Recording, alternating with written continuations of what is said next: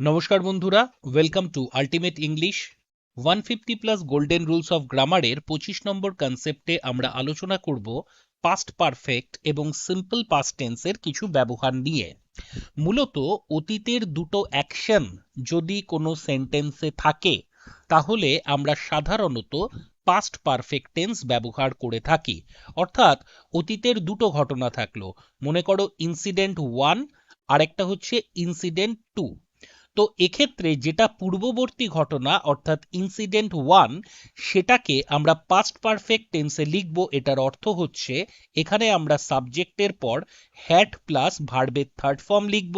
কিন্তু যেটা second incident অর্থাৎ তুলনামূলক পরবর্তী ঘটনা, তার জন্য আমরা ভার্বের পাস্ট ফর্ম বা সেকেন্ড ফর্ম ব্যবহার করব। এবার এটা আমরা কেন করি সেটা বুঝতে হবে।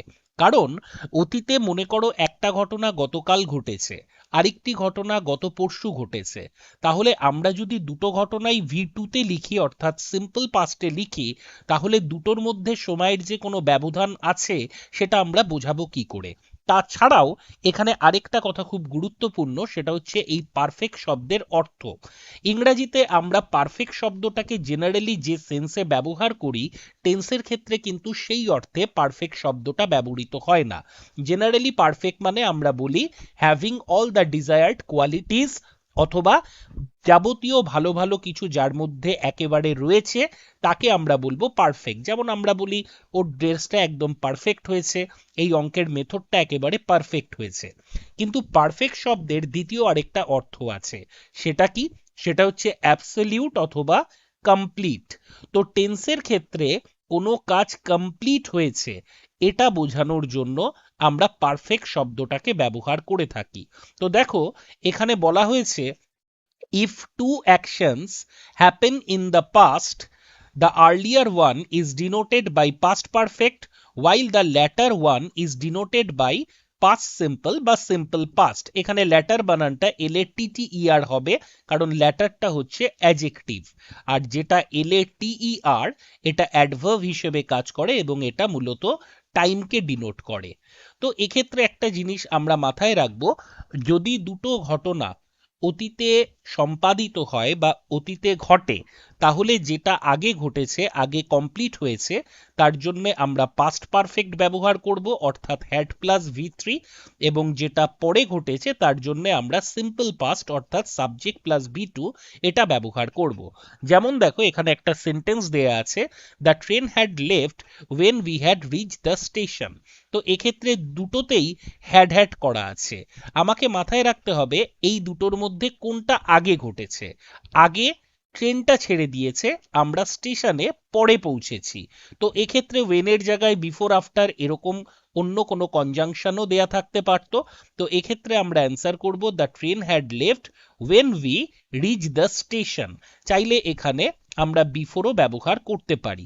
তবে এখান থেকে ছাত্রছাত্রীদের একটা বদ্ধমূল ভুল ধারণা তৈরি হয়ে গেছে যে অতীতের দুটো অ্যাকশন থাকলে সবসময়ই আমরা একটাকে পাস্ট পারফেক্টে করব, আরেকটাকে সিম্পল পাস্টে করব। বিষয়টা কিন্তু তা নয়। অনেক সময় আমরা অতীতের দুটো ঘটনাকে সিম্পল পাস্টেও কনভার্ট করতে পারি। অর্থাৎ দুটো ঘটনা থাকলে একটাই যে সবসময় পাস্ট পারফেক্ট ব্যবহৃত হবে এমন কেউ মাথার দিব্যি দেয়নি। বিষয়টা কিরকম? ধরো আমি একটা সেন্টেন্স লিখছি, I was surprised. I was surprised when I saw him. তো এক্ষেত্রে আমি কখনোই এটা লিখব না যে I had been surprised অথবা when I had seen him। এটা লেখার দরকার নেই। কেন? কারণ একটা জিনিস ভেবে দেখো, পাস্ট পারফেক্ট আমরা কখন করি? যখন অতীতের দুটো ঘটনার মধ্যে একটা বেশি আগে ঘটবে, একটা তুলনামূলক পরে ঘটবে। অর্থাৎ একটা পূর্ববর্তী ঘটনা হবে, একটা পরবর্তী ঘটনা হবে। সহজ হিসেবে অতীতের কনজিকিউটিভ অ্যাকশনের জন্য আমরা পারফেক্ট টেন্স ব্যবহার করে থাকি। কনজিকিউটিভ মানে আগে পরে। কিন্তু যদি এরকম সিচুয়েশন তৈরি হয় যেখানে দুটো ঘটনা অতীতের একই সঙ্গে ঘটেছে, সহজভাবে বলতে গেলে সাইমালটেনিয়াস অ্যাকশন।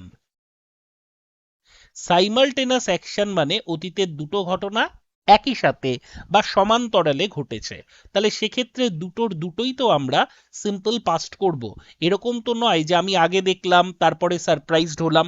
হ্যাঁ, তাদের মধ্যে হয়তো ফ্র্যাকশন অফ সেকেন্ডের আগে পরে হতে পারে, কিন্তু তবুও এই ধরনের বাক্য আমরা সিম্পল পাস্টে লিখব। তাহলে চলো আমরা দেখে নিই কোন ক্ষেত্রে একটু আগে পরের ঘটনাও আমরা সিম্পল পাস্টে লিখতে পারি আর কোন ক্ষেত্রে আমরা পাস্ট পারফেক্ট ব্যবহার করতে বাধ্য থাকব। প্রথমে আমরা বাম দিকের ডায়াগ্রামটা দেখে নেব। কি বলছে? বলছে she had left by the time he arrived. খেয়াল করো, সে অলরেডি লেফট করে গেছে, তাহলে এখানে আমরা পাস্ট পারফেক্ট ব্যবহার করলাম। পাস্ট পারফেক্ট কোনটা? হ্যাড লেফট, আর সিম্পল পাস্ট হচ্ছে অ্যারাইভড। হি অ্যারাইভড এটা পরবর্তী ঘটনা। পরের sentence, I had called her before the party started. খেয়াল করে দেখো, পার্টি স্টার্টেড পরে হয়েছে, আমি কল করেছি আগে, তাহলে এক্ষেত্রে আই হ্যাড কল্ড, এই হ্যাড কলটা পাস্ট পারফেক্ট হলো আর স্টার্টেডটা সিম্পল পাস্ট হলো। Before Jane arrived Mark had already left, অর্থাৎ জেন অ্যারাইভ করার আগে, আসার আগে মার্ক আগেই চলে গেছে, অর্থাৎ মার্কের যাওয়াটা আগের ঘটনা, পূর্ববর্তী ঘটনা, অতীতের পূর্ববর্তী ঘটনা। তাহলে হ্যাড অলরেডি লেফট এটা আমরা পাস্ট পারফেক্টে করলাম আর অ্যারাইভটাকে সিম্পল পাস্টে কনভার্ট করলাম।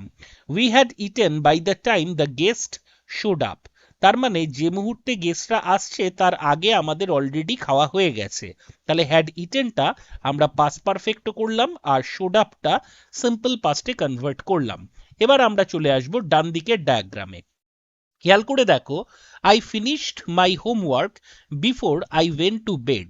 তো এক্ষেত্রে দুটো ঘটনা এবং ক্লিয়ারলি বোঝা যাচ্ছে যে একটা পূর্ববর্তী ঘটনা আরেকটা পরবর্তী ঘটনা। তো এরকম ক্ষেত্রে একাডেমিক ইংরাজি বা কম্পিটিটিভে আমাদের করা উচিত আই হ্যাড ফিনিশড। কি করা উচিত? I had finished my homework before I went to bed. তবে অনেক সময় যদি কার্যকারণ সম্পর্কে কোনো কিছু নিবদ্ধ থাকে সেক্ষেত্রে দুটোই সিম্পল পাস্ট আমরা করতে পারি, বা এক্ষেত্রে কম্পিটিটিভের ক্ষেত্রে এই প্রশ্নের উত্তরটা আমাদের হ্যাড ফিনিশড করাই বাঞ্ছনীয়। কিন্তু চলে আসি দ্বিতীয় সেন্টেন্সে। কি বলা হচ্ছে? She felt sick because she ate too much. তো এখানে দেখো দুটোই সিম্পল পাস্টে আছে এবং ভালোভাবে খেয়াল করে দেখলে বুঝতে পারবে এই দুটো ঘটনা আগে পরের ঘটনা। সে আগে খেয়েছে, পরে সে অসুস্থ বোধ করেছে বা দুর্বল বোধ করেছে। তাহলে এক্ষেত্রে clearly she had eaten too much এইটা লেখা উচিত ছিল। কিন্তু মাথায় রাখবে, যদি দেখা যায় যে দুটো ক্লজই কজ অ্যান্ড ইফেক্ট এই রিলেশনশিপে আবদ্ধ, সেক্ষেত্রে দুটোর দুটোই আমরা সিম্পল পাস্ট টেন্স করব। অর্থাৎ এখানে খুব বেশি খাওয়াটা তার অসুস্থতা বোধের কারণ, বা খুব বেশি খাওয়ার ফলাফল হচ্ছে অসুস্থতা বোধ। তাহলে যদি কোনো কিছু কজ অ্যান্ড ইফেক্ট এই রিলেশনশিপে থাকে, তো সেক্ষেত্রে আমরা পাস্ট পারফেক্ট করার থেকে সিম্পল পাস্ট ব্যবহার করব। এমনিতে তো যদি অতীতের দুটো সাইমালটেনিয়াস অ্যাকশন হয় সেক্ষেত্রে আমরা দুটোই সিম্পল পাস্ট করব, কিন্তু দুটো সময়ের মধ্যে যদি পার্থক্য থাকে, তথাপি যদি দেখা যায় তারা কার্যকারণ সম্পর্কে নিবদ্ধ, সেক্ষেত্রেও আমরা সিম্পল পাস্টই ব্যবহার করব। আরেকটা হচ্ছে time sequence. After he left I close the door. সে বেরিয়ে যাওয়ার পর আমি দরজাটা আটকালাম। চাইলে তুমি এটাকে হ্যাডও করতে পারো, কিন্তু বেটার হচ্ছে যদি কোনো ঘটনা পরপর ঘটে যায় তো সেক্ষেত্রে আমরা সবকটাকেই সিম্পল পাস্টে করতে পারি। এই বিষয়টা ভালো বোঝানোর জন্য আমরা একদম যে কোনো স্টোরি সেইটা পড়তে পারি। খেয়াল করে দেখবে প্রথম থেকে শেষ পর্যন্ত ম্যাক্সিমামটাই সিম্পল পাস্টে হয়তো লেখা থাকছে। তার মানে তো এটা নয় যে কোনো ঘটনা কোনো ঘটনার আগে পরে নয়। তাহলে সেদিক থেকে বিচার করলে সবকটা সেন্টেন্সই তো পাস্ট পারফেক্টে লিখতে হতো। এটা সব থেকে ভালো বুঝবে কোনো স্টোরি লাইনের ক্ষেত্রে। ধরো একটা গল্প লেখা আছে, সেখানে দেখলে প্রায় পুরোটাই সিম্পল পাস্টে আছে, কিন্তু তার মানে তো এটা নয় যে পুরো ঘটনাটাই একই সময় ঘটেছে। নিশ্চয়ই সেটা সিকুয়েন্সিয়াল ইভেন্ট, একটা ঘটনার পর আরেকটা ঘটনা ঘটেছে। আমি একটা ছোট্ট লাইন লিখছি, তোমাদের বুঝতে অনেকটা সুবিধা হবে। ধরো লেখা থাকলো আই ওয়াক আপ, এরপর লেখা থাকলো ব্রাশ আপ মাই টিথ। তারপর ধরো লেখা থাকলো অ্যান্ড এট ব্রেকফাস্ট, অথবা এখানে এটের জায়গায় লেখা থাকলো হ্যাড ব্রেকফাস্ট। এবার এই যে ইভেন্টটা খেয়াল করে দেখো, স্বাভাবিকভাবে আগে উঠেছে, তারপরে সে ব্রাশ করেছে, তারপরে সে ব্রেকফাস্ট নিয়েছে, কিন্তু তিনটে ঘটনাই আমরা সিম্পল পাস্টে লিখলাম।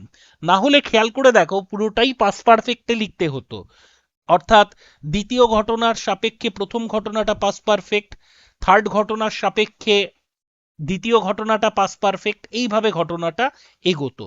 তো এরকম ক্ষেত্রে যদি কোনো ঘটনা সিকোয়েন্সে থাকে, সেক্ষেত্রেও আমরা সিম্পল পাস্ট টেন্স ব্যবহার করে থাকি। পরবর্তী ভিডিওতে আবার নতুন কোনো টপিক নিয়ে আমরা আসব। প্রত্যেকে ভালো থেকো, সঙ্গে থেকো, ধন্যবাদ।